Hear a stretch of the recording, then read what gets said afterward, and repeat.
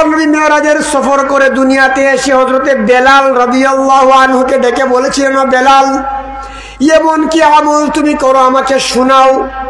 হযরতে বেলাল বলেন, ইয়া রাসূলুল্লাহ, ইয়া হাবিবাল্লাহ, আপনার সামনে আমি কি আমলের কথা বলবো?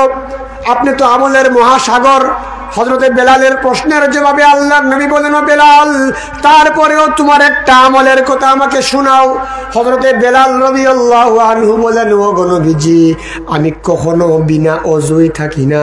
আমার যখন ওযু চলে যায় আমি সঙ্গে সঙ্গে ওযু করি, আর ওযুর ইহতিমামের জন্য 2 রাকাত নফল নামাজ পড়ি। আল্লাহর নবী ডেকে বলেন, বেলাল, এই আমল তুমি জীবনে কোনোদিন কখনো ছেড়ে দিও না। কারণ পবিত্র মেরাজের সফরের রাতে হযরত জিবরাইল আলাইহিস সালাম যখন আমাকে সিদরাতুল মুনতাহায় একা ছেড়ে চলে গিয়েছিলেন, তখন আমার একা একা বড় একাকিত্ব ভাব মনে হলো। তখন আমার মনে হয়েছিল তুমি বেলাল আমার চতুর্দিকে ঘোরাফেরা করতেছো। সুবহানাল্লাহ। সামান্য তাহিয়াতুল ওযুর আমলের কারণে আল্লাহ রাব্বুল আলামিন হযরতে বেলাল রাদিয়াল্লাহু আনহুর সম্মান আকাশচুম্বী করে দিয়েছেন। এজন্য এই তাহিয়াতুল ওযুর আমলের ব্যাপারে আমরা সতর্ক থাকব।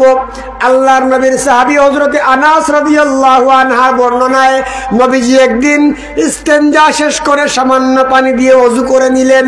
আনাস রাদিয়াল্লাহু আনহু বলেন, ওগো নবীজি, আপনি বললে তো আমি আপনাকে ওযুর পানির পাত্র এগিয়ে দিতাম।